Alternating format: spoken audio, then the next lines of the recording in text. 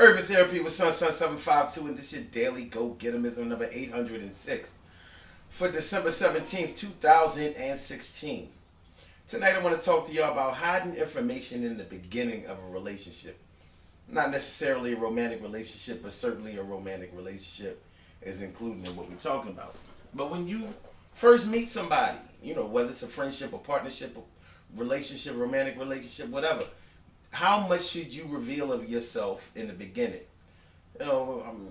Lately, especially with the election still being fresh in our minds, it was just a little bit over a month ago, but we talk about transparency.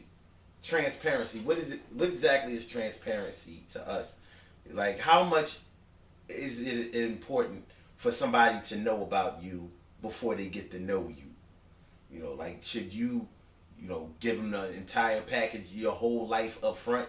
And are you even able to do that? Like, depending on how old you are, more than likely, after you get to 30 years old or whatever, you probably lived a lot of things in your life.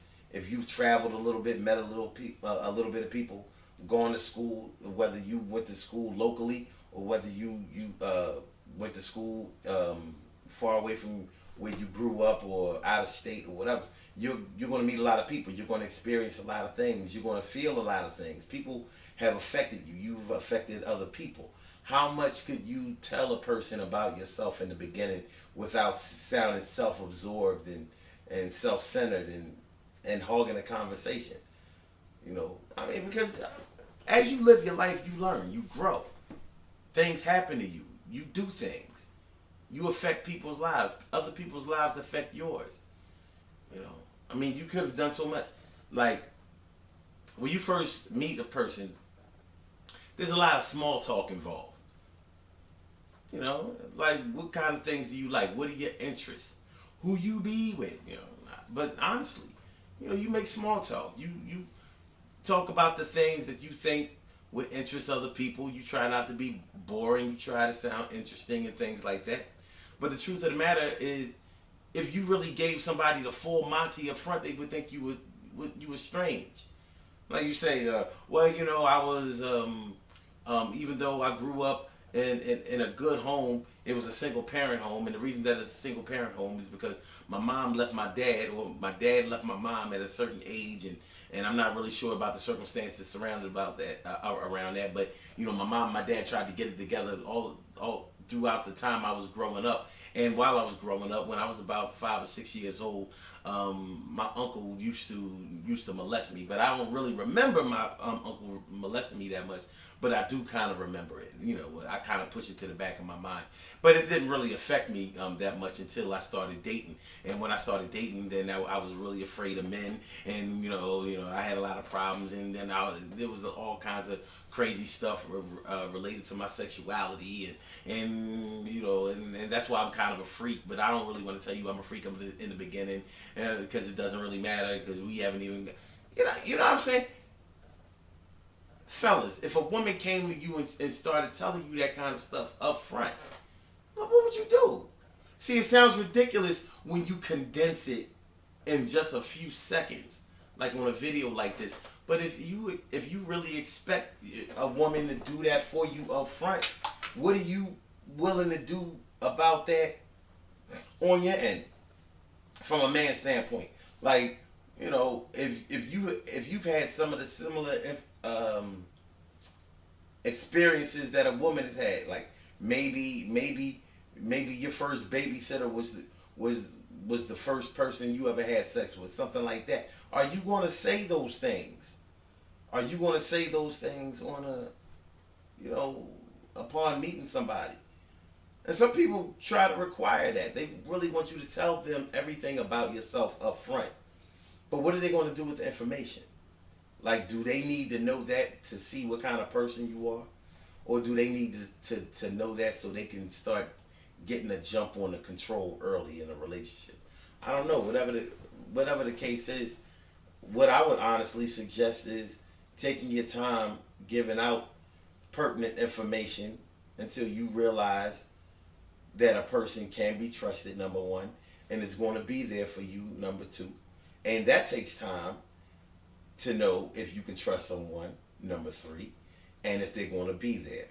Number four. Yeah, it's just, you know, what a person really needs to know about you up front, in my opinion, is they need to know that you are safe, that you're not putting their safety or health in danger. Like if you have HIV or something like that, some type of sexually transmitted diseases, and you two are going to be in a position where y'all going to have sex and stuff like that, they need to know that. Now, do they need to know every person that you've ever had sex with in your life? No. But people do ask for that kind of stuff. And it's ridiculous. It is. It's ridiculous. Now, people say, well, I need to know, I need to know everybody you had sex with, but I need to know if you was a hoe or if you was a player back in the day. And my question is, all right, I understand you want to know that, but tell me how you need to know that. Other than, you feeling like your ego, your pride, and your reputation is at stake by dealing with me, how is it that you need to know that? I don't know. To me, it sounds like a valid question. Everybody's different, but one of the things that we miss when we're talking about this kind of stuff is people's ability to change. Like if I was on drugs back in the day, or if I had an alcohol problem, like for me personally, I had an alcohol problem years ago. Not that many years ago. 5 years ago, 4.5 years ago, I had an alcohol problem. So, do people who meet me now need to know that? Probably not. I don't drink alcohol anymore. But if you want to know that I did used to drink alcohol excessively, I don't have a problem saying that. But how does that affect anything about me now? Now, I can volunteer that information, and I always volunteer that information. But what does it matter? Same thing as if I was a crackhead. Yeah, I was a crackhead back in the day. And I'm more than likely going to divulge that information. But what does that have to do with me now? Like, do you need to know that I was a crackhead so you can look at me as a crackhead now? Or you want to see if I still steal like a crackhead? Or if I sell my body like a crackhead? Or if I make really poor decisions like a crackhead? Because those are things that people who judge people unfairly do. Now, here's one thing, and then we're going to keep it moving. If I've been to jail before, if I have a criminal history, a criminal background, you need to know that. And the reason that you need to know that is because you could find that out about me whether I wanted you to know that or not, just by knowing my name. It's a matter of public record. So if I've done time in a penitentiary or something like that, you can look that up easily. You can do that. So I might as well give you that information because you need to know where I've come from and how that has affected society. Because when I go to jail, it doesn't just affect me personally. It affects the community. And the reason that it affects the community is because I've more than likely done something in the community that has affected the whole legal system. So although they make money off of that, I still had to pay the price, and more than likely there's a victim somewhere. Even if I was just a drug dealer or a drug user, somebody was affected. I had an accomplice in there somewhere, a witness in there somewhere, And especially if I was a sex offender. If I've raped somebody or am a pedophile or something like that, you need to know that. Because that is putting your life in danger, your safety in danger, your health in danger.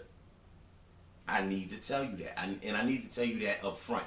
Because if we get serious and I have a checkered sexual history, criminal-wise, I'm going to have to register as a sex offender.